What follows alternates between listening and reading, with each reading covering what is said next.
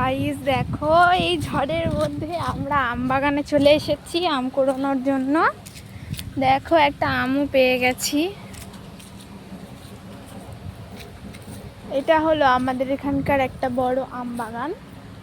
আর এই দেখো, এটা হলো আমাদের বাড়ির পেছনের টাওয়ার। এখানে প্রায় আমরা বিকেলবেলায় এসে আম কুড়োই এবং এখানেই বসে আম মাখা করে খাওয়া হয়। দেখো আজকের ওয়েদারটা কিরকম।